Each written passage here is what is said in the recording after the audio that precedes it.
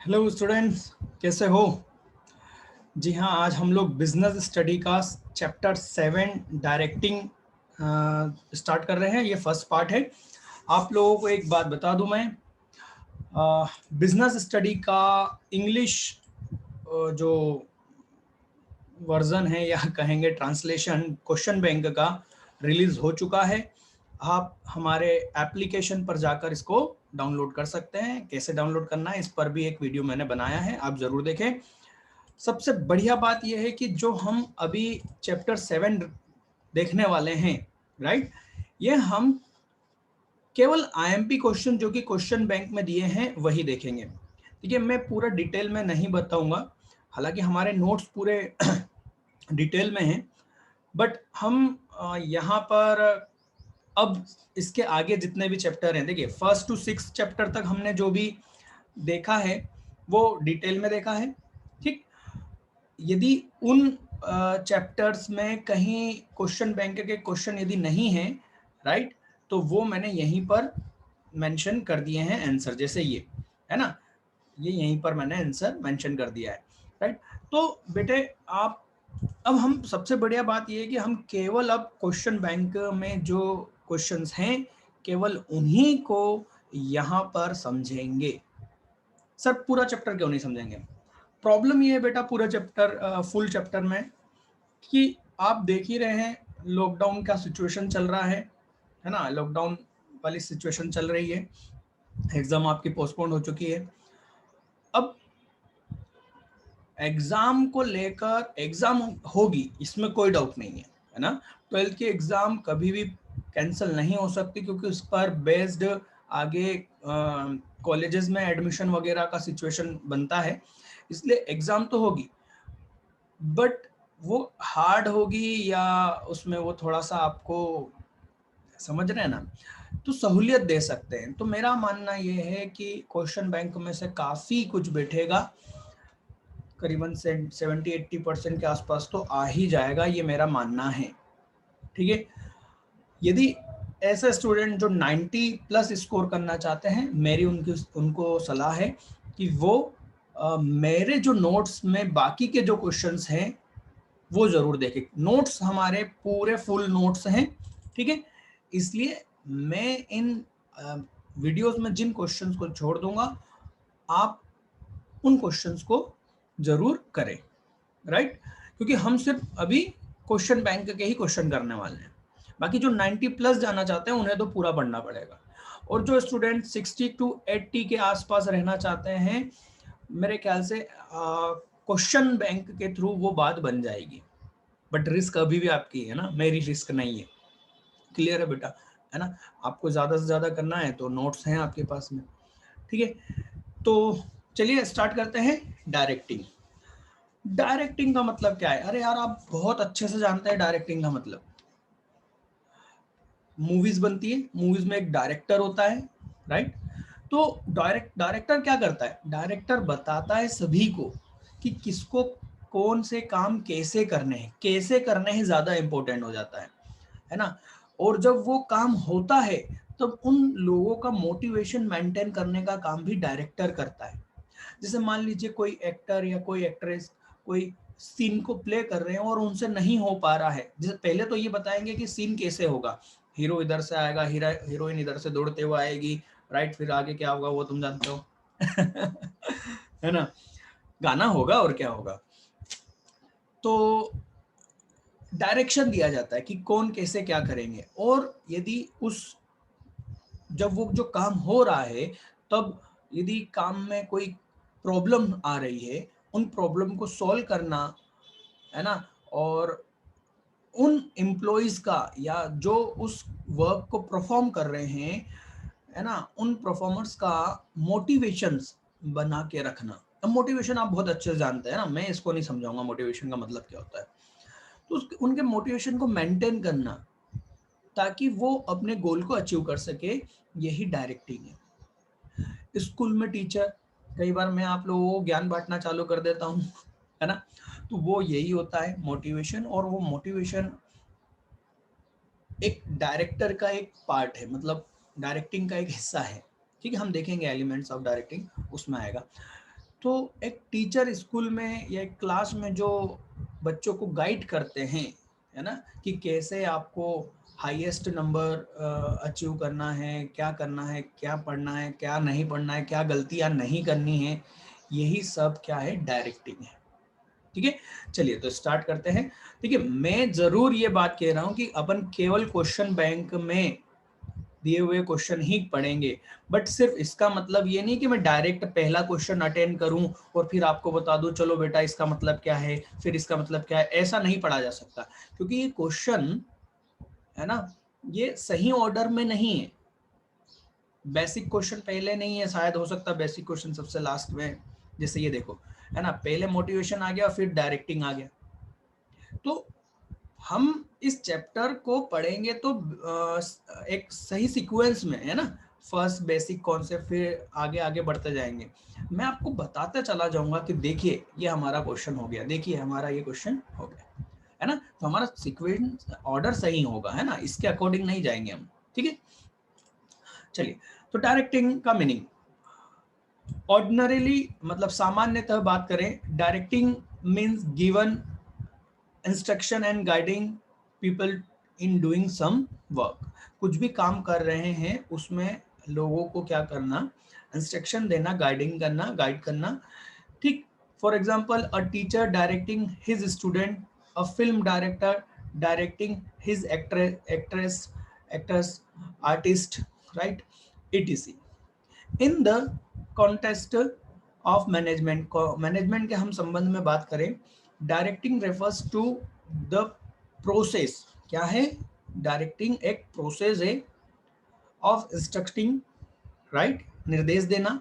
Directing refers to the process of instruction, ये फिर से आ गया क्या, हाँ, इंस्ट्रक्टिंग, गाइडिंग, लीडिंग, है ना, लीड करना मतलब लीडरशिप, है ना। काउंसलिंग, काउंसलिंग मतलब जब मोटिवेशन डाउन होता है तब काउंसलिंग करना, है ना, उनकी प्रॉब्लम को समझना।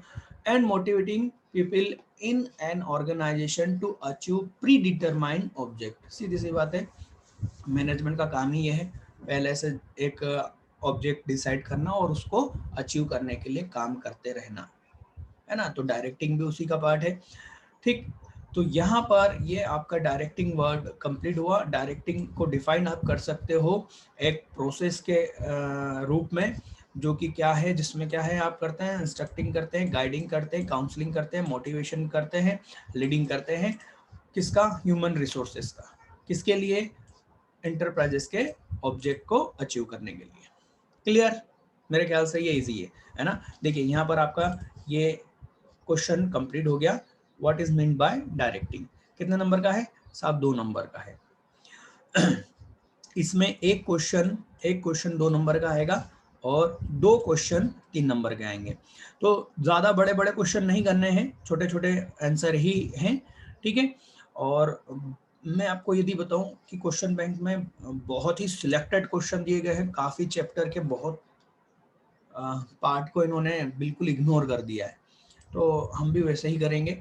बट हाँ, जो स्टूडेंट 80 से अबाव परसेंटेज के लिए जाना चाहते हैं, वो लोग क्वेश्चन बैंक के साथ साथ जो नोट्स में क्वेश्चन दिए गए हैं उन पर पूरा ध्यान देना होगा।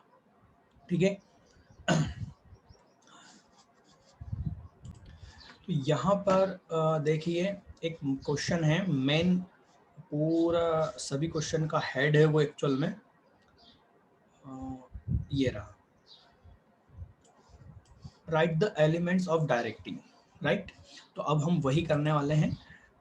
यहाँ पर हमने क्वेश्चन को चैप्टर, सॉरी, अभी हमने मीनिंग देखा, राइट, मीनिंग देखा डायरेक्टिंग का।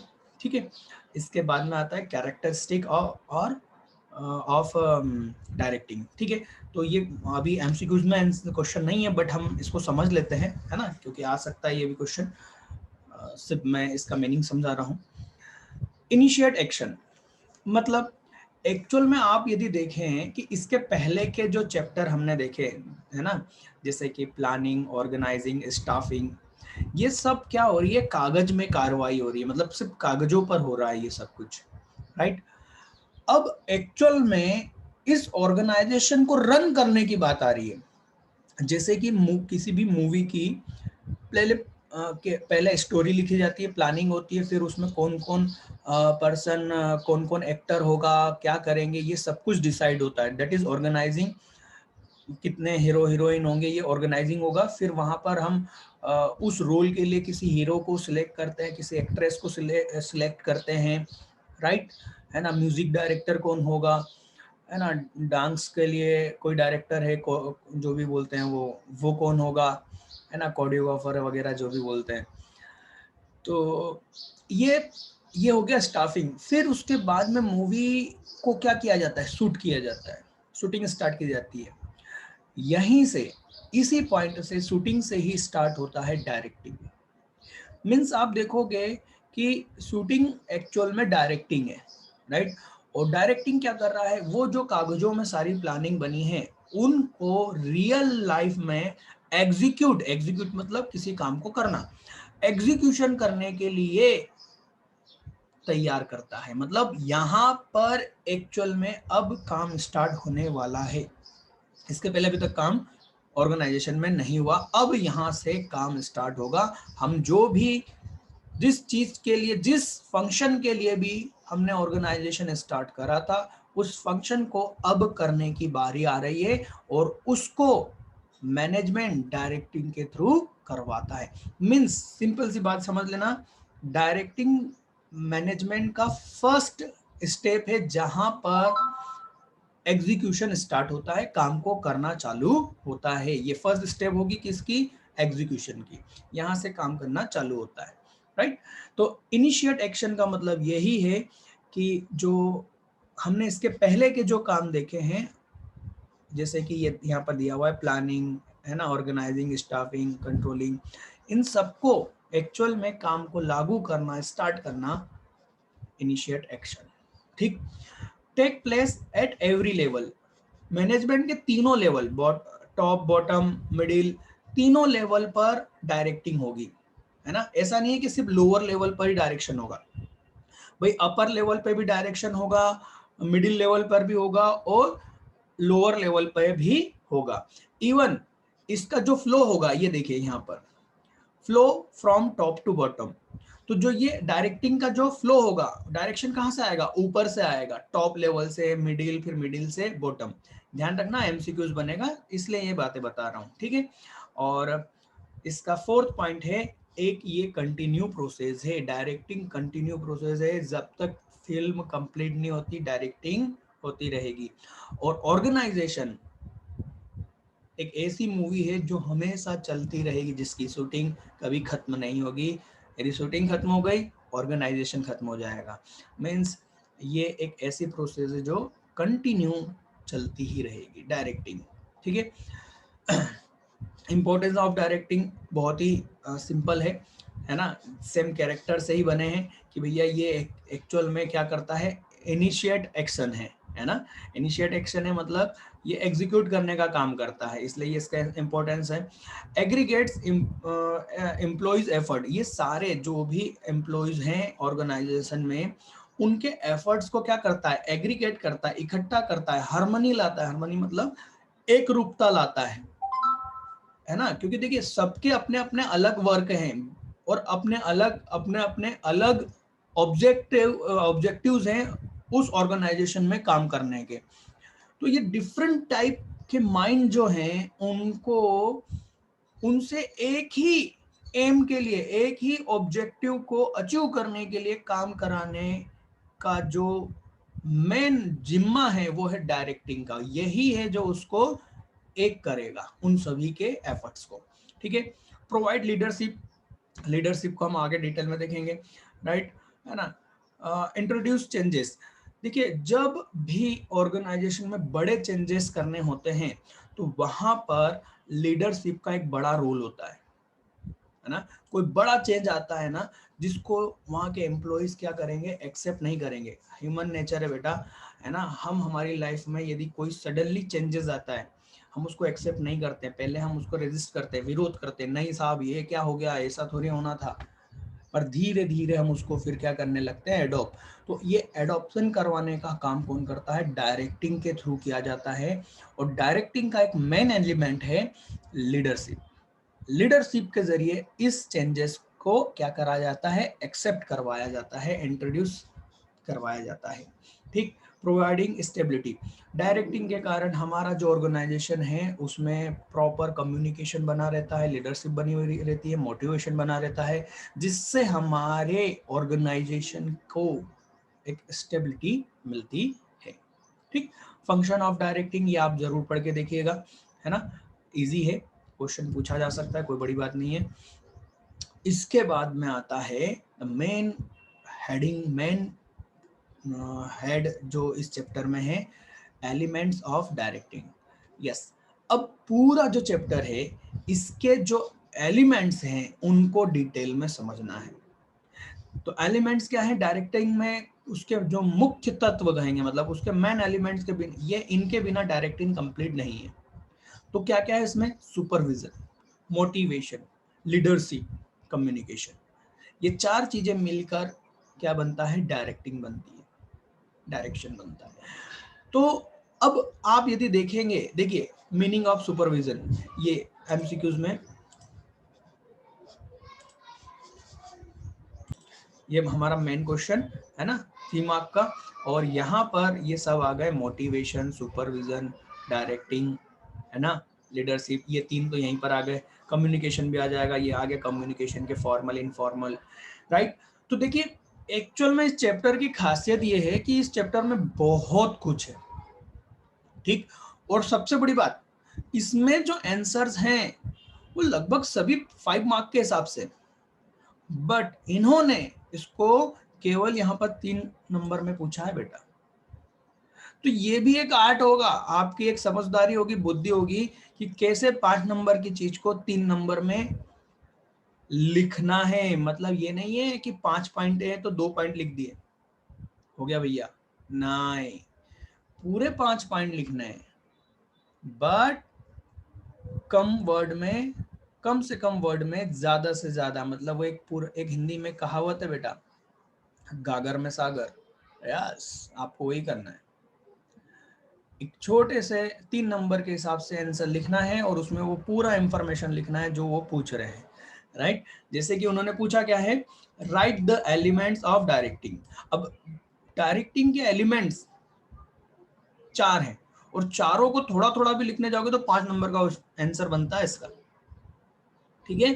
तो हम देखेंगे इसको कैसे कम शब्दों में कितना अच्छा लिख सके, ताकि हमारी एनर्जी भी बचे और हमारे क्वेश्चन पेपर के रिक्वायरमेंट के अकॉर्डिंग हम लिख सकें, राइट। तो हम जब इस पूरे टॉपिक को कंप्लीट करेंगे ना, एलिमेंट्स ऑफ डायरेक्टिंग, उसमें ये सब कुछ कंप्लीट हो जाएगा, ठीक है। चलिए स्टार्ट करते हैं और मैं बताते जाऊंगा, है ना। चलिए, सबसे पहला आता है मीनिंग ऑफ सुपरविजन। देखिए ये रहा क्वेश्चन, है ना, what is mean by supervision. ठीक, अब 2 नंबर का, पहले तो हम इसको समझ लेते हैं, राइट। तो सुपरविजन, जैसे यहाँ पर मैंने जो आंसर दिया है वो करीबन 3 नंबर 4 नंबर में आराम से लिखा जा सकता है, बट यहाँ पर केवल 2 नंबर में आपसे पूछा जा रहा है। समझ पूरा लीजिए, लिखना कितना है वो भी देख लीजिए, ठीक है। देखिए सुपरविजन यहाँ पर सिंपल सी बात है, 2 वर्ड से बना हुआ है, सुपर एंड विजन। सुपर का मतलब होगा ओवर एंड अबाउ, ऊपर से, और विजन का मतलब होगा देखना, ठीक है। इन दोनों, ये विजन का मतलब क्या होगा, देखना, ठीक है। तो इन दोनों का मतलब हुआ सुपरविजन, मतलब कि ऊपर से देखना, ठीक, सीइंग फ्रॉम अबाउ, ठीक। तो ये नहीं लिखना है आपको, है ना, ये तो 2 3 नंबर या 4 नंबर का जब क्वेश्चन हो तब इतना लिखना रहेगा। 2 नंबर में तो आप सिर्फ यहाँ से यहाँ तक लिख दे, बहुत है, ठीक है, 2 नंबर के हिसाब से, ठीक है। अब यहाँ पर सुपरविजन को आप 2 तरीके से समझ सकते हैं, ये अपने आप में इसके 2 डायमेंशन है ना। फर्स्ट डायमेंशन ये है कि सुपरविजन एक एलिमेंट है डायरेक्टिंग का, एंड सेकेंड विजन डायमेंशन इसका है, ये एक फंक्शन है सुपरवाइजर का, राइट। तो ये एलिमेंट भी है और एक फंक्शन है, ये काम है किसका, सुपरवाइजर का, ठीक है। तो आपको तो सिर्फ सुपरविजन के बारे में इतना ही लिखना है, बट रीड पूरा कर लीजिएगा। देखिए ऐसा भी हो सकता है क्वेश्चन बैंक में मान लीजिए 2 नंबर में जरूर उन्होंने क्वेश्चन दिया है मीनिंग ऑफ सुपरविजन, बट हो सकता है ये इसको 3 नंबर में भी पूछ ले, तब आपको ज्यादा लिखना होगा, इसलिए थोड़ा ज्यादा रीड करके जाए, केवल 2 नंबर का नहीं, है ना। सभी के बारे में, सभी सभी क्वेश्चंस के बारे में बात कर रहा हूँ, केवल एक क्वेश्चन के बारे में नहीं। तो सुपरविजन का मतलब है, इसको हम डिफाइन कर सकते हैं कैसे, ओवरसीइंग सबऑर्डिनेट, मतलब जो नीचे के लोग हैं, मतलब एक सुपीरियर के जो सबऑर्डिनेट होते हैं, तो सबऑर्डिनेट्स को क्या करना, ऊपर से देखना, at work by there supervisor, किसके जरिए, सुपरवाइजर जब अपने सबऑर्डिनेट को काम के दौरान उनके ऊपर नजर रखता है, right. In other word we can say that supervision means monitoring, देखना कि क्या कर रहे हैं, मॉनिटरिंग है ना, उनके कामों को समझना, उनके कामों को देखना कि वो क्या उसी तरीके से काम कर रहे हैं जिस तरीके से पहले से स्टैंडर्डाइज किया गया था, डिफाइन किया गया था, राइट। क्या वो अपने टारगेट को अचीव कर पा रहे हैं, क्या उनको कोई प्रॉब्लम आ रही है ना। मॉनिटरिंग एंड ऑब्जर्विंग, ऑब्जर्विंग भी आप वर्ड जानते हैं, इंग्लिश मीडियम के स्टूडेंट है, observing the employees when they are performing their job in an organisation and giving instruction to ensure optimum utilisation of resources and achieve target. ये हो गया 2 number में।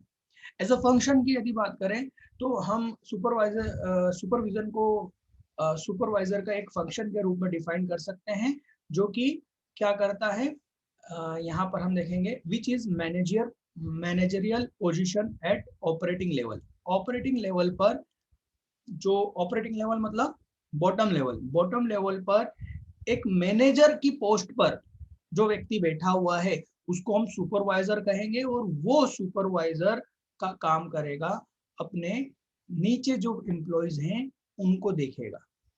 ही is the most important person in the organisation at operation level. Operation level पर ये सबसे खास व्यक्ति होता है supervisor, because he is directly related with worker, ये डायरेक्ट कॉन्टेक्ट में होता है वर्कर के, where the other manager have no touch with lower level worker. ठीक है, तो ये यहाँ पर आपका सुपरविजन कंप्लीट हुआ। सुपरविजन से रिलेटेड और कोई क्वेश्चन बैंक में नहीं है। आप जरूर इसके इम्पोर्टेंट या फंक्शन की बात कहें तो आप जरूर इनके पॉइंट्स जरूर ध्यान रख के जाइएगा, एक बार जरूर रीड करके जाइएगा, है ना। 1-2 बार बस रीड कर लीजिएगा, जितना समझ में आता है बहुत अच्छी बात है, और इनके पॉइंट जरूर ध्यान रख के जाइएगा, मे भी पॉसिबल है ये क्वेश्चन आ जाए, राइट। इम्पोर्टेंस क्या है सर बता दीजिए। देखिए फिर बहुत लंबा वीडियोस होते जाएंगे क्योंकि चैप्टर बहुत बड़ा है ना, तो आप इसको रीड करके देखिएगा।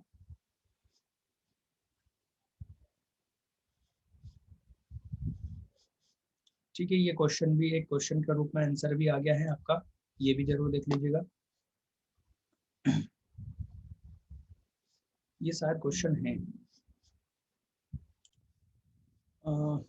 ये अच्छा क्वेश्चन है बेटा, इसको रीड कर लीजिएगा। अब यहाँ पर आता है next topic, meaning of motivation. क्यों? क्योंकि भैया ये सब किस में इंक्लूड है। देखिए हमने सुपरविजन देख लिया, मोटिवेशन देखेंगे, लीडरशिप देखेंगे एंड कम्युनिकेशन देखेंगे, हमारा चैप्टर भी कंप्लीट हो जाएगा, और इसमें जितने भी क्वेश्चन बैंक से रिलेटेड क्वेश्चन है वो भी हो जाएंगे। ठीक है, आखिरी में मैं बताऊंगा जो इस क्वेश्चन, ये जो क्वेश्चन है एलिमेंट्स ऑफ डायरेक्टिंग, उसमें कितना कितना लिखना है ना। उसमें कुछ नहीं, आपको सिर्फ सभी चारों के बारे में सिर्फ उनकी डेफिनेशन लिखनी है। 3 नंबर का तो है बेटा, है ना। जैसे सुपरविजन का डेफिनेशन अभी हमने ये जो देखी थी, ये देखनी है, बस इतनी लिख देनी है सुपरविजन। फिर आ जाएगा क्या, सीधे आ जाएगा आपका मोटिवेशन। ठीक है, अब मोटिवेशन क्या है आप बहुत अच्छे से जानते हैं, यूट्यूब पे काफी लोग मोटिवेशन का आजकल काम कर रहे हैं, है ना। स्टोरीज सुनाते हैं और स्टोरीज के जरिए आपको क्या करते हैं, एक तरह से इन्फ्लुएंस्ड करते हैं, राइट। आप उनकी बातों को एग्री करते हैं, आप जिस काम को करना चाहते हैं आप उसमें, उस काम में आपको क्या आ जाती है, एनर्जी आ जाती है, यस ऐसा हो सकता है, yes we can do it, या आग लगा देंगे, फोड़ डालेंगे, ऐसे वीडियोस आते हैं। तो सिंपल सी बात है, मोटिवेशन एक ऐसी प्रोसेस है जो किसी और पर्सन को स्टिमुलेटिंग का मतलब होगा, स्टिम्युलेटिंग का मतलब होगा उत्तेजित करना, है ना। आप जैसे किसी वीडियोस को देखकर बिल्कुल एकदम ओतप्रोत हो जाते हैं कि हाँ हम ये करेंगे, वही वर्ड है, उसका मीनिंग है स्टिम्युलेटिंग, मतलब उत्तेजित कर देना कि हाँ यस ऐसा हो सकता है, राइट। और inducing people to take interest in desire course of action, मतलब उन लोगों को एक जो कि एक काम है, कोर्स ऑफ एक्शन का मतलब कोई काम, work, right, desire work, right. तो किसी डिजायर वर्क में लोगों को लेकर आना, उनको उस काम के लिए तैयार करना, उस काम के लिए उत्तेजित करना कि वो काम करने के लिए बेहतर ढंग से काम करने के लिए तैयार, सिर्फ काम करने के लिए तैयार नहीं हो, अपना ज्यादा से ज्यादा कंट्रीब्यूट करने के लिए तैयार हो। ये एक ऐसी प्रोसेस है motivation. It is an art, याद रखना ये क्या है, एक आर्ट है।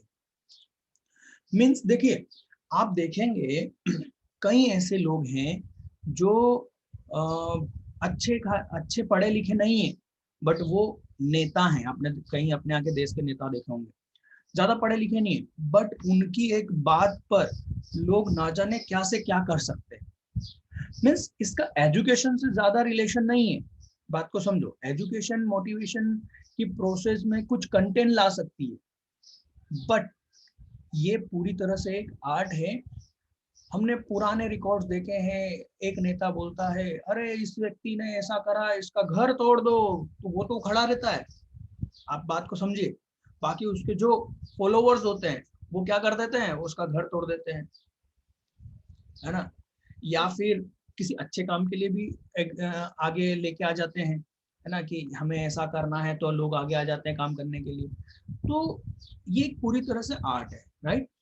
जो इंस्पायर करता है किसको, एम्प्लॉयज को, किस चीज के लिए, वर्क हार्ड, काम अच्छे से मेहनत से करने के लिए, अपना ज्यादा से ज्यादा कंट्रीब्यूशन देकर उस गोल को अचीव करने के लिए इंस्पायर करता है। On the most important concern of a manager is to induce people to make their optimum contribution to the accomplishment of predetermined goal of the organization। जैसे कि मैंने कहा कि ये मैं पूरी बात अभी यही कह चुका हूँ, हिंदी में वही है। It is therefore important to generate। देखिए इसमें एक चीज ध्यान रखिएगा, जैसे अपन ने क्वेश्चन देखा, ये क्वेश्चन भी है 2 नंबर का, है ना। तो 2 नंबर के क्वेश्चन में आप इतना ही लिख दीजिएगा, बहुत है। या आप चाहें तो यहाँ तक भी लिख सकते हैं, है ना। ये डेफिनेशन हो गई, ये भी लिख सकते हैं, ठीक। बट जैसे कि जो वो एक क्वेश्चन है एलिमेंट्स ऑफ डायरेक्टिंग, उसमें आपको कितना लिखना चाहिए, उसमें आपको बस यहाँ तक लिख देना चाहिए, या इसमें से एक कोई सी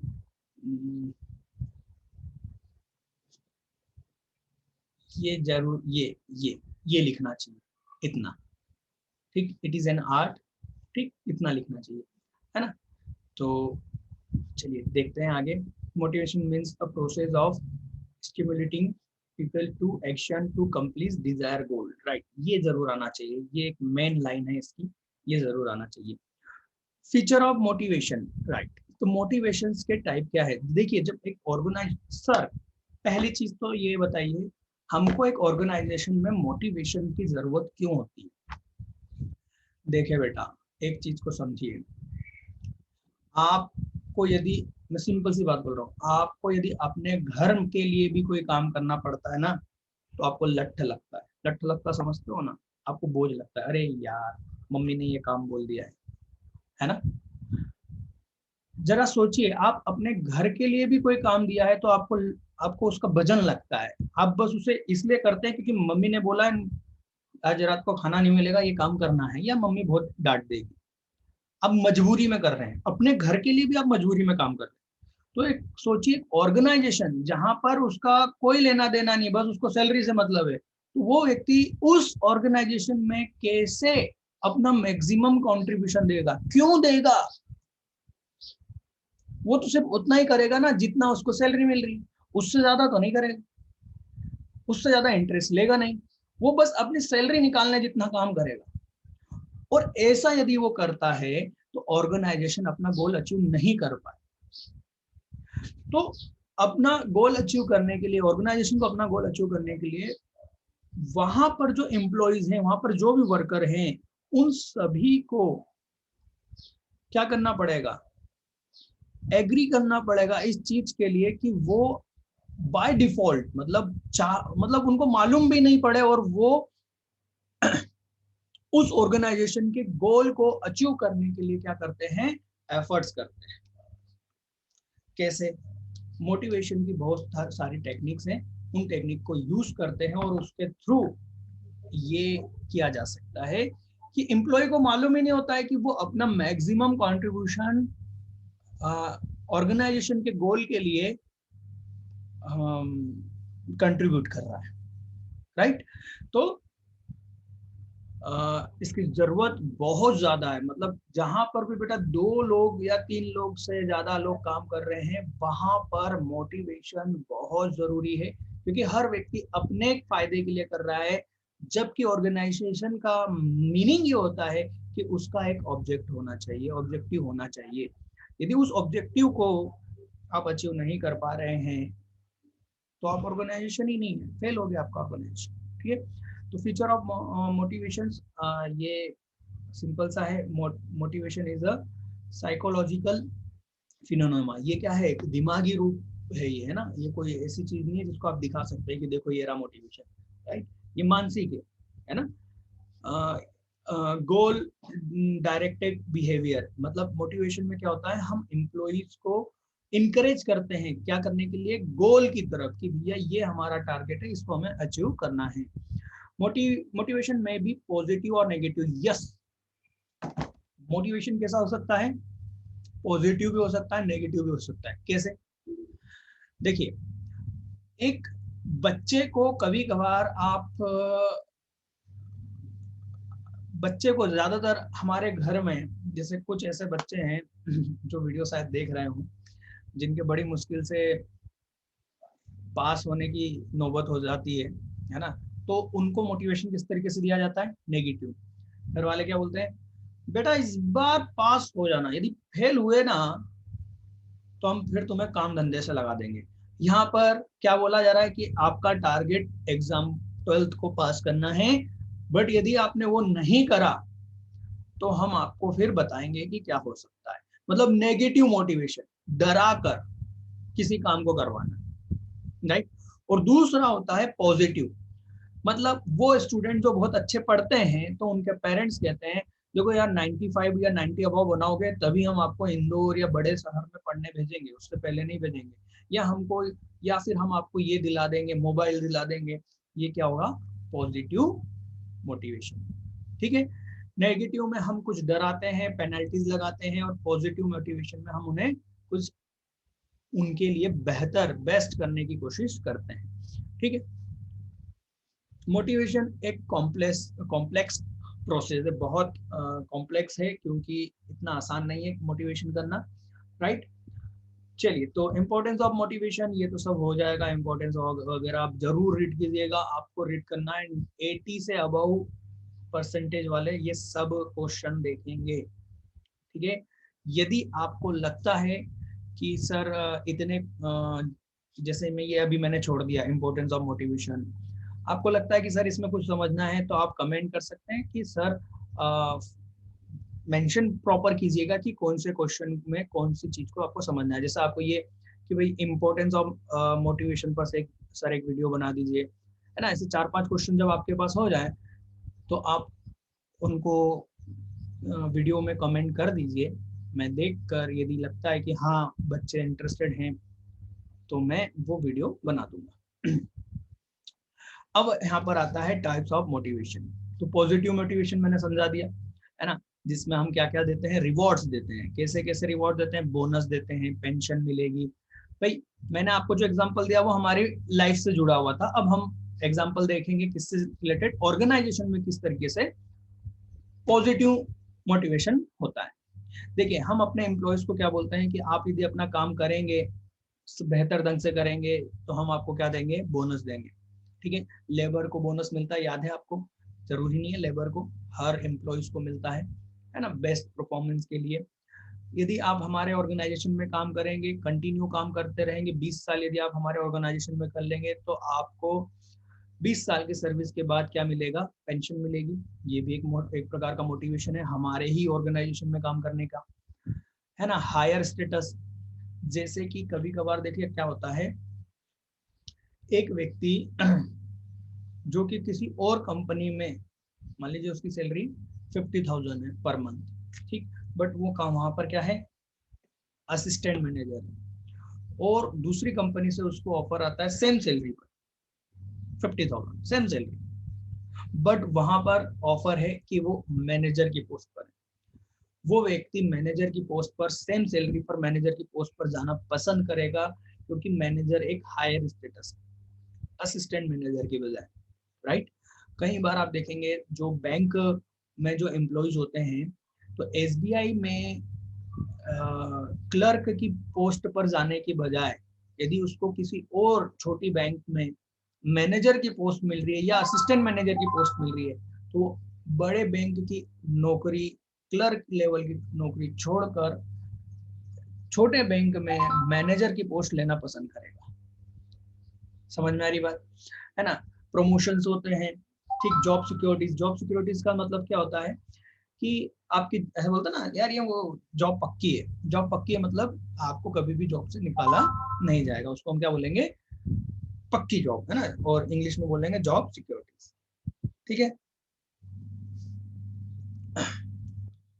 तो इस तरीके से क्या होता है, पॉजिटिव मोटिवेशन दिया जाता है। नेगेटिव मोटिवेशन में हम क्या लगाते हैं, हम कुछ ना कुछ डर पैदा करते हैं कि यदि आप अपना काम पूरी तरीके से नहीं करेंगे तो हम आपका सैलरी रोक देंगे, हम आपका प्रमोशन रोक देंगे, हम आपको नौकरी से भी निकाल सकते हैं, राइट। इस तरीके से ये क्या होता है, नेगेटिव मोटिवेशन होता है। अब रीड करेंगे, आपको आसानी से समझ में आ जाएगा। चलिए, तो अब देखते हैं यहाँ पर मेन क्वेश्चन। यहाँ पर आप देखेंगे क्वेश्चन है हमारे पास में, give the two example of financial motivation, give the two example of non financial motivation, right.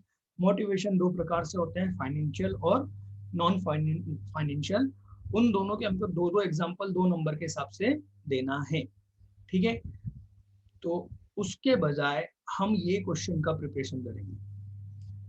देखिए, distinction between financial and non financial incentive, एक डिफरेंस भी इन दोनों के बीच में दिया गया है, वो भी हमें देखना है, और इनके कुछ एग्जांपल भी देखने हैं, ठीक है। तो दो दो की जगह हम ज्यादा देख लेंगे, समझा मैं पूरे दूंगा, आपको इसे 2 याद कर लीजिए, ठीक है। देखिए, मोटिवेशन भी फाइनेंशियली और नॉन फाइनेंशियल, मतलब पैसों के रूप में और बिना पैसों के हो सकता है। फाइनेंशियल का मतलब होता है जैसे कि हम आपको इंसेंटिव दे रहे हैं, जैसे कि ये रहा फाइनेंशियल इंसेंटिव। देखिए, उन्होंने फाइनेंशियल इंसेंटिव नहीं पूछा, उन्होंने एग्जांपल पूछा, राइट। तो ये दो कोई से भी आप क्या कर सकते हैं, एग्जांपल दे सकते हैं, पर समझते हैं इसको, ठीक। It refer to those incentive which are directly which are direct monetary form, directly related to monetary forms, are measurable in monetary terms and used to motivate employees to for better performance। भाई ये सीधे सीधे किससे जुड़ा हुआ है, पैसों से संबंधित होता है फाइनेंशियल का मतलब, ठीक है।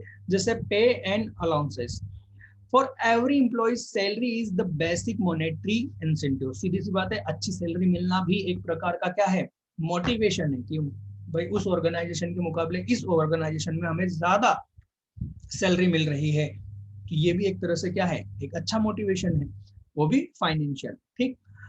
इट इंक्लूड बेसिक पे, बेसिक पे एक, हमेशा आप यदि किसी भी व्यक्ति से पूछोगे कि भैया आपका सैलरी कितनी है, तो वो है ना आपको बेसिक पे नहीं बताएगा कभी। यदि वो आप पे इंप्रेशन झाड़ना चाहता है तो वो उनमें ये सारी चीजें इंक्लूड करके बताए। बोलते हैं ना पैकेज, मेरा 12 लाख का पैकेज है, तो 12 लाख का पैकेज में क्या आ गया, ये सब कुछ आ गया भाई, उसमें बेसिक भी आ गया, डियरनेस अलाउंसेस भी आ गया, हाउस रेंट अलाउंस आ गया। ये क्या है सर, देखिए ये सैलरी के, हम ये कह सकते हैं कि कंपोनेंट है, जिस सैलरी को आप लोग जानते हैं बेटा, उस सैलरी के ये कंपोनेंट हैं। हमेशा बेसिक जो पे होता है इन आगे की जो कंपोनेंट है इनका बेस होता है। इन dearness allowances, house rent allowances और भी सारे अलाउंसेस होते हैं बहुत सारे, इनका कैलकुलेशन बेसिक पे पर होता है। इसलिए हमेशा कभी भी किसी कंपनी में जॉब लगो तो बेटा बेसिक पे पर ज्यादा ध्यान देना कि बेसिक पे कितना है। जैसे 12 लाख साल का पैकेज है तो बेसिक पे कितना है, केवल 6 लाख।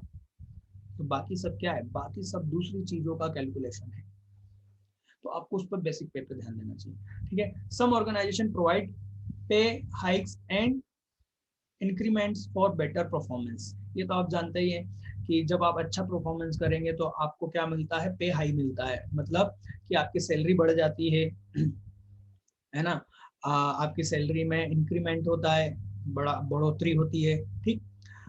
प्रोडक्टिविटी लिंक्ड वेजेस, मतलब भाई आपने एक हमने बिजनेस स्टडी में ही पढ़ा है ना, कि इस तरीके से वेजेस देना चाहिए, इस तरह से वेजेस का कैलकुलेशन होना चाहिए कि ऑटोमेटिक एम्प्लॉय क्या करे, ज्यादा से ज्यादा प्रोडक्शन करने की कोशिश करे ऑटोमेटिक। ये हम पहले के चैप्टर में प्रिंसिपल ऑफ मैनेजमेंट में हम पढ़ चुके हैं बेटा, राइट। ये सेम वही है ना। Incentive in this incentive rewards are given to employee as a percentage of sales achieved। मतलब आपने यदि 2 लाख की सेल करी तो हम इसका 10% आपको एक्स्ट्रा इंसेंटिव देंगे। बिल्कुल होता है ऐसा, है ना। मार्केटिंग में तो सबसे ज्यादा ये चीज यूज होती है। आप अपना टारगेट अचीव करो, सैलरी के साथ साथ हम अलग से आपको बोनस या इंसेंटिव देंगे। ठीक है। It is advantage is that reward is directly related to performance. इसका फायदा क्या होता है, इसका फायदा ये होता है कि जो रिवॉर्ड मिल रहा है उसी व्यक्ति को मिलेगा जिसने वो परफॉर्म किया है, वो काम को किया है। ठीक। बोनस तो it is a one time reward for high performance। bonus may be paid in cash or kind over and above the salary के अलावा कुछ और एक्स्ट्रा में पैसा मिलना या कुछ और चीज का मिलना बोनस होता है। आपने शायद सुना होगा कि दिवाली के टाइम में हर साल गुजरात में एक हीरा व्यापारी डायमंड वाले सेठ हैं जो अपने एम्प्लॉयज को कार देते हैं, स्कूटर मतलब कि बाइक वगैरह देते हैं, किसी को तो मकान बना कर दे देते हैं।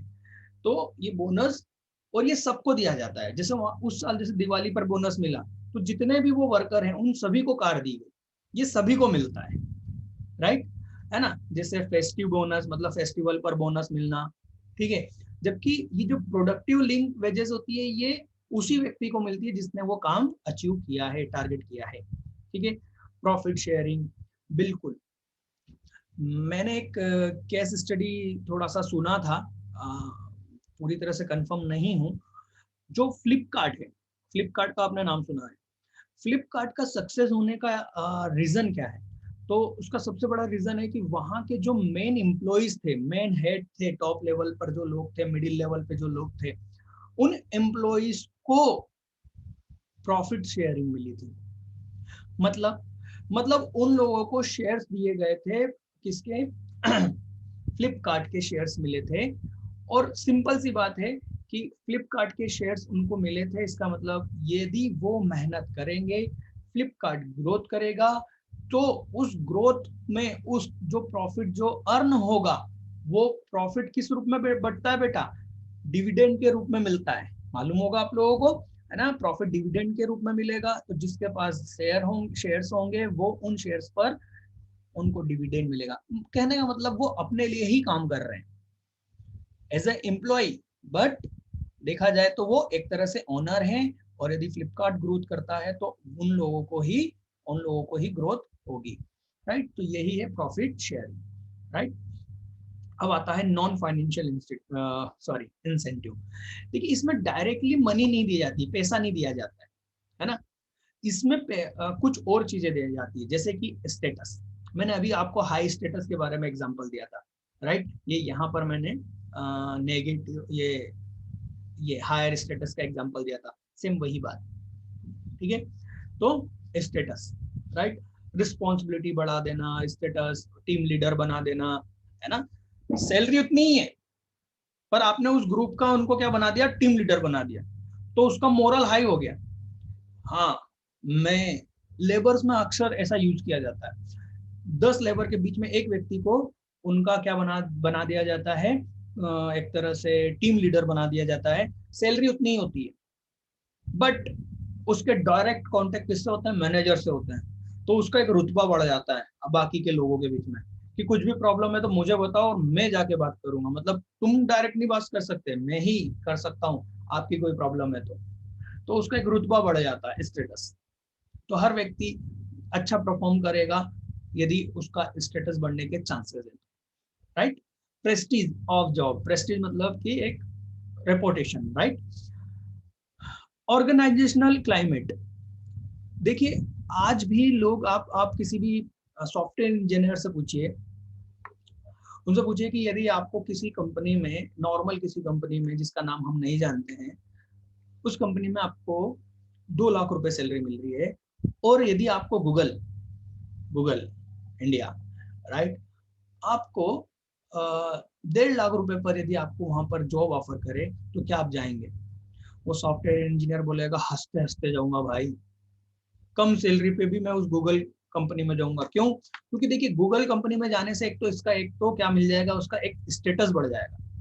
आज वो किसी कंपनी का नाम बोलता है, आदमी उसको मालूम भी नहीं पड़ता है कि कौन सी कंपनी है, पर यदि वो बोलेगा मैं किसमें हूँ, गूगल में, राइट। दूसरी चीज, वहां का गूगल का जो क्लाइमेट है, मतलब वहाँ ऑर्गेनाइजेशन का अंदर का जो एक क्लाइमेट है, लोगों का बिहेवियर है, वो एक ऐसी फैसिलिटी प्रोवाइड करता है ना कि वहां पर हर एक एम्प्लॉय खींचा चला आता है, नहीं यार ये बेस्ट कंपनी है, मुझे यहाँ जॉब करना है, ड्रीम कंपनी बन जाती है। यस, पैसों से ज्यादा कई ऐसी कंपनियां हैं जो सैलरी ज्यादा दे या ना दे, बट उनका क्लाइमेट, उनका अंदर का माहौल इतना अच्छा होता है, ऑर्गेनाइजेशन का काम करने का तरीका, रेगुलेशंस, पॉलिसीज इतनी बेस्ट होती है कि एक व्यक्ति उस कंपनी में जाने के लिए अपनी ड्रीम कंपनी बना लेता है, क्योंकि वहाँ काम करने का तरीका बेहतर है, सिस्टमेटिक है, इतनी सारी फैसिलिटीज है, ये सारी मिलके क्या बनाता है, क्लाइमेट। ठीक है। करियर एडवांसमेंट अपॉर्चुनिटी, रियली देखें तो बहुत सी ऐसी कंपनी होती हैं जिसमें क्या होता है, एक व्यक्ति को अपने करियर को आगे बढ़ाने के चांसेस मिलते हैं। जैसे वही बात कही, यदि आप गूगल में चले जाएंगे भले से कम सैलरी होगी, बट आपके वहां पर जाके करियर बहुत आगे बढ़ जाएगा। क्यों? क्योंकि आप ऐसी ऑर्गेनाइजेशन में काम करने वाले हैं जो बहुत सिस्टमेटिक है, इंटेलेक्चुअल पर्सन के साथ में आप काम करने वाले हैं। ठीक है। जॉब इंक्रीमेंट मतलब कि वही प्रमोशन कर देना, है ना, नॉन इंसेंटिव होता है। ठीक है। फिर एम्प्लॉय रिकॉग्नाइजेशन प्रोग्राम, ऐसे बहुत सारे प्रोग्राम चलाए जाते हैं जो एम्प्लॉय रिकॉग्नाइजेशन प्रोग्राम होते हैं। ठीक है, 2 करने थे, आप 2 को ऐसे भी कर लीजिएगा। ठीक। अब आते हैं हम इन दोनों के डिफरेंस पर। यहाँ लास्ट पेज पर आ जाइए, है ना, लास्ट पेज पर आपको मिल जाएंगे difference between financial and non financial incentives. ठीक है। देखिए financial incentives, the receiver of such incentive get monetary benefit, right, monetary benefit मिलता है। the receiver of such incentive does not get monetary benefit। ठीक। monetary monetary incentive include मतलब financial incentive या monetary incentives include wages, salary, bonus, allowances। non monetary incentives include appearance, recognisation, honours, जो भी इसमें हमने 2-3 और देखे थे, हाई स्टेटस। ठीक। ये सारी चीजें होती है। Monetary incentives increase the financial burden of organisation, बिल्कुल। फाइनेंशियल इंसेंटिव्स में एक्चुअल में ऑर्गेनाइजेशन पर एक बर्डन बढ़ जाता है, फाइनेंशियली बर्डन बढ़ जाता है, राइट। और इसमें ऐसा है कोई फाइनेंशियल बर्डन नहीं बढ़ता है। These incentives can be measured in terms of money and so these are visible, right? आप इसको क्या कर सकते हैं, देख सकते हैं। क्यों? क्योंकि ये मनी के टर्म में है इसको, बट आप नॉन फाइनेंशियल को आप देख नहीं सकते क्योंकि ये मनी के टर्म में नहीं होता है ना, not visible. The impact of such incentive is limited and short term. बिल्कुल, जो मॉनेटरी इंसेंटिव होता है वो लिमिटेड समय के लिए होता है या उसका इम्पैक्ट लिमिटेड समय के लिए होता है एम्प्लॉय पे। जैसे आपने टारगेट दिया कि भैया 10 लाख की सेल चाहिए, तो बस 10 लाख की सेल अचीव हुई, उसका टारगेट पूरा हो गया, वो अब नॉर्मल हो गया, मतलब अब वो दोबारा उतनी मेहनत नहीं करेगा, राइट। जबकि नॉन फाइनेंशियल का इम्पैक्ट क्या होता है, लॉन्ग टर्म होता है, जिससे उसका स्टेटस बढ़ जाना, अहदा बढ़ना, राइट। ये सारे लॉन्ग टर्म बेनिफिट देते हैं non financial. Majority of worker required such incentive. जो वर्कर होते हैं, लो लेवल पर वर्कर होते हैं, वो लोग किस तरह का इंसेंटिव पसंद करेंगे, फाइनेंशियल, उनको पैसे से मतलब है। जबकि जो हायर लेवल पर, जो कि कुछ ही लोग होते हैं, फ्यू, राइट, कुछ ही लोग होते हैं सिलेक्टिव, जो हायर लेवल पे होते हैं, उनको नॉन फाइनेंशियल इंसेंटिव क्या करता है, इन्फ्लुएंस करता है। ठीक है, तो यहाँ पर हमने ये देख लिया। अब चलते हैं वापस वहीं पर जहाँ थे। नेक्स्ट क्वेश्चन क्या बन रहा है, leadership, right. Meaning of leadership. तो देखिए आपका कौन कौन से क्वेश्चन हो गए यहाँ पर, आपका मोटिवेशन हो गया, सुपरवाइजिंग हो गया, सुपरविजन हो गया, डायरेक्टिंग हो गया, लीडरशिप अभी हम चालू ही कर रहे हैं। फिर यहाँ पर ये दोनों क्वेश्चन के आंसर हो गए, फाइनेंशियल, नॉन फाइनेंशियल, और इन दोनों के बीच में जो डिफरेंस है ये रहा, ये भी हो चुका है ना। और एलिमेंट्स, डायरेक्शन के एलिमेंट्स हम लोग कर रहे हैं, ये तो बड़ा पूरा पूरा चैप्टर ही है ये, है ना। तो सबके बारे में जो 4 इसके डायरेक्शन के एलिमेंट हैं उनके बारे में सिर्फ 4 लाइन लिखना है, आपका 3 नंबर का आंसर हो जाएगा इसका। ठीक है, तो लीडरशिप, लीडरशिप क्या है आप बहुत अच्छे से जानते हैं। इंडिया में यदि कोई लीडरशिप का मतलब ना जाने तो फिर वो इंडिया में नहीं है, क्योंकि इंडिया में सिर्फ नेतागिरी ही चलती है, और नेता नगरी नेतागिरी को ही लीडरशिप कहते हैं। लीडरशिप में हम क्या करते हैं, इन्फ्लुएंस करते हैं किसको, जो भी फॉलोवर्स होते हैं, जो भी लोग होते हैं, पीपल होते हैं, उन लोगों को हम क्या, उनके बिहेवियर को हम क्या करते हैं, इन्फ्लुएंस करते हैं। ठीक है, किस चीज के लिए, एक वॉलेंट्री वर्क करने के लिए, है ना। इसके लिए पैसा नहीं लिया जाता है, मतलब आप, जैसे मैं अभी आपको यदि ऐसा कहूँ कि देखिए बेटा लॉकडाउन में बहुत ज्यादा प्रॉब्लम हो रही है, हमें गरीबों का ध्यान रखना चाहिए, आओ हम सब घर से निकलते हैं और सेफ्टी से निकलेंगे, सभी लोग घर से 10-10 रोटी बना कर लेके आएंगे और हम उन रोटियों को इकट्ठा करके गरीबों में बांटने चलेंगे। तो ये मैंने यहाँ पर सभी लोगों को, मेरे कॉलोनी के जो लोग हैं मान लो, उन लोगों को इन्फ्लुएंस करा, क्या काम करने के लिए, लोगों की, गरीब लोगों की हेल्प करने के लिए। ठीक, और उसके बदले में उन्हें कोई पेमेंट नहीं दूंगा, ये अपनी इच्छा से, वॉलेंट्री मतलब अपनी इच्छा से उस काम को करने के लिए तैयार हो गए। तो मैंने यहाँ पर क्या करा, लीडरशिप करा एक ऑर्गेनाइजेशन का, नंबर ऑफ पीपल मिलकर, ग्रुप ऑफ पीपल जब वर्क करते हैं किसी वर्क, किसी एक एम, एक टारगेट को अचीव करने के लिए, तो वहां पर ऑर्गेनाइजेशन होता है और मैंने क्या करा, उसको लीड करा, लीडरशिप। और मैं यहाँ पर कौन हूँ, लीडर, राइट। बहुत सिंपल सा है। लीडरशिप में भी defined as a influencing the behaviour of people by making them strive voluntary toward the achievement of goal, है ना। किसी गोल को अचीव करने के लिए वॉलेंट्री मिलाना उनको, है ना, इसके लिए कोई फाइनेंशियल चीज नहीं होती। It is ability of maintaining personal relation with followers and motivating them to contribute for achieving goals of the organization. आप चीजें ध्यान देना, लीडरशिप में मोटिवेशन इंक्लूड है, सॉरी मोटिवेशन इंक्लूड है। मोटिवेशन और लीडरशिप में डिफरेंस क्या है, देखिए मोटिवेशन और लीडरशिप में डिफरेंस ये है कि यहाँ पर आप मोटिवेशन में आप उसको क्या कर सकते हो, सिर्फ इन्फ्लुएंस करके छोड़ देते हो, जबकि लीडरशिप में आप उसको इन्फ्लुएंस भी करते हो और उनसे, उन लोगों से पर्सनली आप क्या रिलेशन एक तरह से मेंटेन करते हो। और ये जो एक्टिविटी होती है वो किसी काम को करने के लिए वॉलेंट्री होती है, इच्छा से आगे लोगों को बढ़ाने की प्रोसेस होती है, उनकी इच्छा से, है ना। Definition, leadership is the activity of influence people to strive willingly, मतलब अपनी इच्छा से, फॉर ग्रुप ऑब्जेक्ट, है ना, ग्रुप ऑब्जेक्ट को अपनी इच्छा से मिलकर काम करने के लिए तैयार करता है। ठीक, ये हो गया लीडरशिप। लीडरशिप में इसमें और कोई क्वेश्चन नहीं है, ठीक, सिर्फ ये है right qualities of good leader, एक अच्छे लीडर की क्वालिटीज लिखना है। ठीक, तो सिर्फ यहाँ पर एक लीडरशिप का मीनिंग है और एक अच्छे लीडर की क्वालिटीज, तो हम डायरेक्ट उसी पर देखते हैं, एक अच्छे लीडर की क्या क्वालिटीज होती है। तो 2 नंबर में आप इतना, जितना भी आप लिखना चाहें वैसे इतना लिख देना चाहिए। ठीक है,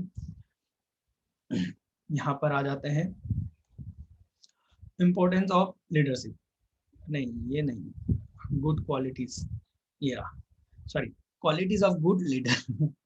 ठीक है, क्या क्या होना चाहिए भाई, फिजिकल क्वालिटी होनी चाहिए, मतलब वो दिखने में हेल्दी होना चाहिए, है ना, अच्छी हाइट, हेल्दी होना चाहिए, पर्सनालिटी अच्छी होना चाहिए, कहने का बोलता हूँ, बोलो ना यार गजब की पर्सनालिटी, देखने से अट्रैक्टिव होना चाहिए, है ना, दिखने पर लगना चाहिए कि हाँ ये लीडर है। ठीक है, नॉलेज, नॉलेज होना चाहिए भाई, सीधी सी बात है, उसके अंदर क्या होना चाहिए, नॉलेज होना चाहिए। देखिए आप जब कभी एक अच्छे नेता को सुनेंगे, मैं अच्छे नेता की बात कर रहा हूँ, है ना, अब अच्छे नेता में आप किसको लेते हो मुझे नहीं मालूम, पर मैं जिन लोगों को लेता हूँ उनका नॉलेज गजब का है। मैं सिर्फ समाज के आधार पर, धर्म के आधार पर किसी नेता को फॉलो करने की बात नहीं कह रहा हूँ कि ये मेरे समाज से है, मेरे जात का है, मैं इसको फॉलो करूँ। मैं रियल में कुछ ऐसे लोगों के नाम आप भी जानते हैं, उनका नॉलेज गजब का है यार, वो जब भी बोलते हैं ना किसी पॉइंट पर, किसी टॉपिक पे, इतना गजब की इंफॉर्मेशन देते हैं, और उन्हीं इंफॉर्मेशन के बेस पर वो हमें क्या करते हैं, इन्फ्लुएंस करते हैं। देखिए देखिए, जैसे मैं अभी क्या बात कर रहा हूँ, वो यार उनका नॉलेज गजब का है, मैं उनसे इन्फ्लुएंस हूँ, क्यों, क्योंकि उनके पास में जबरदस्त नॉलेज है और मैं नॉलेज का भूखा हूँ, राइट। तो नॉलेज होगा तभी तो आप व्यक्ति को कन्विंस कर पाओगे, इन्फ्लुएंस कर पाओगे, नॉलेज ही नहीं होगा तो कैसे कर पाओगे, है ना। ठीक, तो भाई बातचीत करने के लिए नॉलेज की तो जरूरत है। इंटीग्रिटी, सत्यता, ईमानदारी, कठोर, मतलब बिल्कुल, देखिए ईमानदारी का भी एक हायर लेवल होता है, इंटीग्रिटी, है ना, सत्यता, जो हमेशा सत्य के साथ दे, सत्यता, निष्ठा शब्द बनता है ना, integrity, higher level of honesty मतलब, ठीक है। तो एक लीडर के अंदर एक ईमानदारी होना चाहिए, है ना, so that he can a role model to other. हम महात्मा गांधी, राइट, महात्मा गांधी को महात्मा क्यों बोलते हैं और हम उनको इतना क्यों मानते हैं, क्योंकि उनके अंदर ये था, इंटीग्रिटी थी गजब, है ना, और इसी वजह से वो कई लोगों के रोल मॉडल बने। ऐसे ही बहुत सारे दूसरे भी उस समय के लीडर्स रहे हैं, सुभाष चंद्र बोस, राइट, है ना, सरदार वल्लभ भाई पटेल, आहा गजब, उनकी तो बात ही अलग है भैया, सरदार वल्लभ भाई पटेल, कभी उनके बारे में, उनकी जीवनी पढ़ने के बारे में पढ़िएगा, बहुत कुछ सीखने को मिलेगा बेटा, गजब के लीडर थे। ठीक है, इनिशिएटिव्स, लीडर क्या होता है, लीडर और मैनेजर में डिफरेंस सबसे बड़ा ये होता है इस चीज का। मैनेजर बोलता है चलो वो काम करो, वो दिख रहा है, ऐसा उठाओ, वहां से उठाओ, उसको कर दो, उसको पेंट कर दो, उसको साफ कर दो, उसको ये कर दो। जबकि लीडर, लीडर ऐसा नहीं करता है, लीडर पहले आगे हो जाता है कि यार ये काम करना है मुझे, मैं कर रहा हूँ, तो फॉलोवर उसको देख के करते हैं। जैसे गांधी जी की दांडी यात्रा सुना होगा, नमक की दांडी यात्रा, तो गांधी जी ने ऐसा नहीं बोला था कि चलो जाओ वहां तक जाओ, चल के आओ, जाओ दांडी तक और नमक के लिए लड़ो, सत्याग्रह करो, नहीं, वो खुद आगे होते थे। आप समझिए इस चीज को, लोग लीडर क्यों बने, वो खुद आगे होते थे। आपने नरेंद्र मोदी जी, हमारे प्रधानमंत्री जी को देखा होगा, जब उन्होंने स्वच्छता अभियान चलाया था, उन्होंने खुद ने झाड़ू लगा के बताया था कि देखिए मैं लगा सकता हूँ झाड़ू, यदि मैं इस ओहदे पर हूँ मैं झाड़ू लगा सकता हूँ, मैं अपने घर को साफ रखने की बात कर रहा हूँ, तो आपको भी अपने घर को साफ रखना चाहिए। और अपन उसका नतीजा जानते हैं दोस्तों, ये तो हम बात कहेंगे नरेंद्र मोदी जी की कि आज इंडिया बहुत अच्छे लेवल पर स्वच्छ, साफ, सुंदर हो चुका है। कैसे? लीडरशिप के जरिए। और उसमें सबसे बड़ा बात क्या थी? उसमें सबसे बड़ी बात थी इनिशिएटिव, आगे होकर बढ़ना। लीडर पहले आगे जाता है, दूसरों का वेट नहीं करता लीडर। सेना में भी सेनापति पहले आगे जाता है, वो लीडर होता है ना। वो जोश भरता है, वो आगे तलवार उठाता है और आगे दौड़ता है, राइट। कम्युनिकेशन स्किल, ओहो ये तो बिल्कुल जाएगी यदि उसको बोलना ही नहीं आता। हमारे देश के कुछ नेता हैं, मैं नाम तो नहीं बोलूंगा, आप जानते होंगे, जिन्हें बोलना ही नहीं आता। क्या बोलते हैं, क्यों बोलते हैं, खुद ही कंफ्यूज रहते हैं, इसलिए उनकी हंसी उड़ती है। हो सकता है उनके पास में वो बहुत अच्छे इंसान हो, मैं इंसानियत की बात नहीं कर रहा हूँ, बट यदि आप अपनी अपने नॉलेज को यदि डिलीवर नहीं कर सकते तो आप लीडर नहीं बन सकते। कम्युनिकेशन आपको बताना, तो एक्सप्लेन तो करना आना चाहिए ना कि आप क्या बोलना क्या चाहते हो है ना। तो कम्युनिकेशन स्किल तो बहुत ही इंपॉर्टेंट है, गुड स्पीकर होना चाहिए। ठीक है, आप यदि देखते हैं जैसे कि टीचर, काउंसलर, ये एक अच्छा टीचर भी आप देखेंगे, उनकी जो कम्युनिकेशन स्किल होती है बहुत जबरदस्त होती है ना। मोटिवेटिंग भी कर देंगे, एक्सप्लेनेशन भी कर देंगे। अब एक व्यक्ति ऐसा सोच रहा है अब देखिएगा, जब कोई व्यक्ति किसी भी बात पर चर्चा करता है और वो बीच बीच में आ, आ, आ, तो आप उससे बोर हो जाओगे। आप उसकी 3 लाइन सुनोगे और बोलोगे अरे क्या आदमी है यार ये, है ना। तो इसी को कम्युनिकेशन स्किल बोलेंगे कि वो चीज नहीं होना चाहिए। क्योंकि बोलने के तरीके में आप कभी कभार, मैं कभी किसी टीचर को देखता हूँ, मैं बुराई नहीं करूंगा, किसी बहुत से लीडर्स को भी देखा है, नाम तो मैं बता नहीं पाऊंगा। आप देखेंगे उनके बोलने का तरीका एक जैसा है, एक जैसी हाई लेवल पिच पर बात करेंगे, हमने बाहें चढ़ाते रहेंगे बस, हमने हमने। जबकि जो अच्छे लीडर हैं जिनका नाम आप जानते हैं, वो देखिएगा अपने भाषण के दौरान कई बार अपनी जो पिच होती, मतलब बोलने का जो तरीका होता है, उसको हाई लो रुकते भी हैं, है ना, फिर बोलते हैं। ये कम्युनिकेशन स्किल्स बहुत जरूरी है एक लीडर बनने के लिए। ठीक है, जब एक लीडर जोर से एक बात कहता है तो लोग, उसके जो फॉलोवर हैं वो क्या हो जाते हैं, एकदम से इंस्टुलेंट हो जाते हैं, स्टिमुलेट हो जाती है कि अरे वाह वाह वाह, ऐसा करने लगते हैं, है ना। तो ये सब चीज होना चाहिए। मोटिवेशन स्किल, बिल्कुल लीडरशिप की डेफिनेशन में ही देखा था हमने, भाई मोटिवेशन करना आना चाहिए, उसे मोटिवेशन देना आना चाहिए, है ना। ठीक है, मोटिवेशन, सेल्फ कॉन्फिडेंस, सीधी सी बात है। यदि लीडर कोई डाउट रहेगा कि ये हो पाएगा कि नहीं हो पाएगा, तो वो किसी को कैसे बता पाएगा है ना। आपने देखा होगा जब भी चुनाव होते हैं तो किसी भी नेता से पूछो आपकी पार्टी कितनी सीट जीतेगी, वो बोलता है 200 300, कॉन्फिडेंस, अरे बिल्कुल पक्का इतनी सीट तो आएगी आएगी। कॉन्फिडेंस देखना, जरा सा शक नहीं होता उनके चेहरे पे उनको कि इसमें क्या होगा। अभी पश्चिम बंगाल में चुनाव चल रहा है, दोनों पार्टी, तीनों पार्टी जो भी है, सब बोल रहे हैं हम जीतेंगे।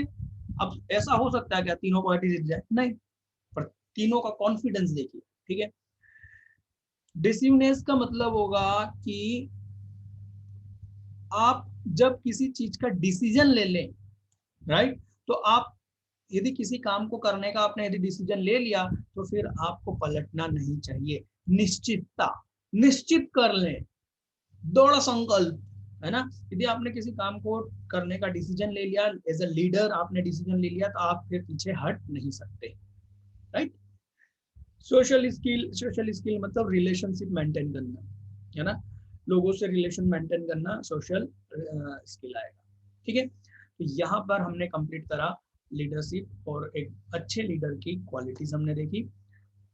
नेक्स्ट यहाँ पर आता है मीनिंग ऑफ कम्युनिकेशन, राइट। ये फोर्थ एलिमेंट है, ये फोर्थ एलिमेंट है किसका, अपने डायरेक्टिंग का। सुपरविजन हो गया, मोटिवेशन हो गया, लीडरशिप हो गई और कम्युनिकेशन। तो अब हम कम्युनिकेशन देख रहे हैं, कम्युनिकेशन देखकर ये चैप्टर कंप्लीट हो जाएगा। ठीक है, कम्युनिकेशन क्या होता है भैया? भाई सीधी सी बात है, कम्युनिकेशन का मतलब है अपने थॉट्स दूसरे लोगों तक पहुंचाना। कम्युनिकेशन एक ऐसी प्रोसेस जिसमें हम अपने आइडिया, थॉट, फीलिंग्स, व्यूज को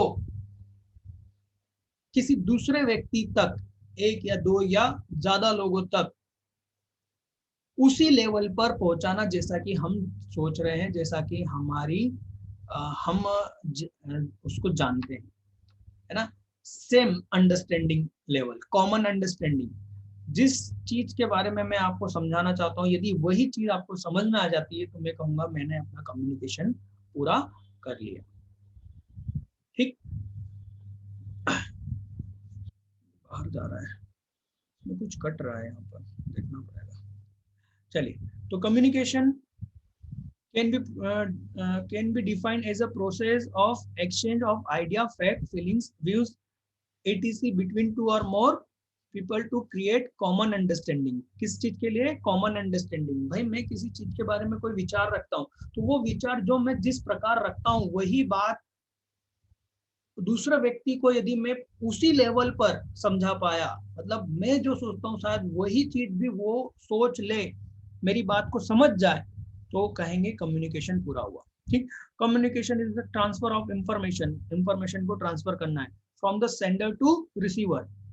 देखिए मैं क्या कर रहा हूँ, मैं कम्युनिकेशन कर रहा हूँ। आप मेरे सामने नहीं हो बेटा, पर फिर भी मैं कम्युनिकेशन कर रहा हूँ। ऑनलाइन पढ़ाने में सबसे बड़ी प्रॉब्लम ये आ रही है कि हमारे सामने कौन सा बच्चा है ये हमें नहीं दिख रहा, और हर बच्चे का अपना एक आईक्यू लेवल होता है। हमें हर बच्चे के आईक्यू लेवल को समझकर पढ़ाना होता है, चाहे ऑफलाइन पढ़ाएं क्लास में या ऑनलाइन। ऑनलाइन में तो ये ज्यादा कह सकते हैं कि टफ हो जाता है, क्योंकि ये वीडियो ना जाने कौन कौन वीडियो देखेंगे, तो उन तक पहुंच पाना, उनकी समझ तक पहुंचना, ये काफी बड़ा कम्युनिकेशन है ना। एक कम्युनिकेशन के जीता जाता उदाहरण है। यदि मैं आपको अपनी बात समझा पाता हूँ, मैं कुछ भी पढ़ा रहा हूँ, ये इंफॉर्मेशन है ना, ये बिजनेस स्टडी में आपको पढ़ा रहा हूँ, जो नॉलेज मेरे अंदर है, इंफॉर्मेशन है, मैं वो नॉलेज पूरी कोशिश करता हूँ कि आप लोगों तक डिलीवर कर सकूं। और जितना अच्छा मैं जानता हूँ इन चीजों के बारे में, उतना अच्छा आप इन चीजों को समझ पाए। यही तो कम्युनिकेशन है। ये हम लोग क्या कर रहे हैं? कम्युनिकेशन कर रहे हैं। मैं अपने थॉट्स, इंफॉर्मेशन को आप तक भेज रहा हूं, और ये मानते हुए कि आप लोग भी उसी तरीके से उन चीजों को समझ पा रहे हैं। जब आप बेटा कमेंट करते हैं ना वीडियोस पे, जैसे मैंने कहीं इस बार भी शायद क्वेश्चन में, इस वीडियो में भी कहा कि यदि आप कुछ और क्वेश्चन समझना चाहते हैं मुझसे तो आप कमेंट कर दीजिए। ये कमेंट क्या होता है? ये हम वीडियो बनाने वाले आपसे कमेंट क्यों चाहते हैं? इसलिए चाहते हैं कि हमको आपका फीडबैक मिले, मतलब हमको मालूम पड़े कि हम जो आप लोगों से बात कहना चाहते हैं वही बात आपको समझ में आई है, वैसे ही समझ में आई है जैसे हमने समझाने की कोशिश की। तो आपके कमेंट हमें बताते हैं कि आपको हमारी बातें समझ में आ रही है। जब आपके कमेंट हमको मिलते हैं तो हम मानते हैं हमारा कम्युनिकेशन कंप्लीट हुआ, क्योंकि आपका कमेंट फीडबैक कहलाता है। क्या कहलाता है? फीडबैक, प्रतिक्रिया। आपका कमेंट फीडबैक कहलाता है, प्रतिक्रिया कहलाती है। हमने ये जो वीडियो बनाया, अपलोड करा, हमने इन जो वीडियो में बात कही, आपने जब उसका कमेंट करके रिप्लाई करा, हमें फीडबैक दिया, तब जाके क्या होगी? कम्युनिकेशन कंप्लीट होगी। ठीक, क्वेश्चन है एलिमेंट्स ऑफ कम्युनिकेशन प्रोसेस। भाई कम्युनिकेशन की जो प्रोसेस है उसमें एलिमेंट्स क्या क्या हैं, तो ये भी क्वेश्चन है, तो देख लेते हैं। ये रहा, right the elements of communication process. Communication process के एलिमेंट्स क्या क्या हैं? ठीक, तो बेटा अब हमारे कुछ क्वेश्चन बच रहे हैं। कौन कौन से हैं? ये क्वेश्चन एलिमेंट्स, ठीक है, 2-3 क्वेश्चन बच रहे हैं, है ना। ये हम नेक्स्ट वीडियो में लेंगे, ठीक है। लीडर ये हो गया, फॉर्मल इनफॉर्मल कम्युनिकेशन ये हम नेक्स्ट वीडियो में ले लेंगे, और ये 3 क्वेश्चन हम बेटा नेक्स्ट वीडियो में लेंगे। ज़्यादा से ज़्यादा 30 से 35 मिनट का नेक्स्ट वीडियो होना चाहिए मेरे ख्याल से। तो इस क्लास में फिलहाल इतना ही, हम मिलते हैं नेक्स्ट वीडियो में। 3 क्वेश्चन और हमारा चैप्टर कंप्लीट हो जाएगा। ठीक है, तो आज के लिए बेटा इतना ही।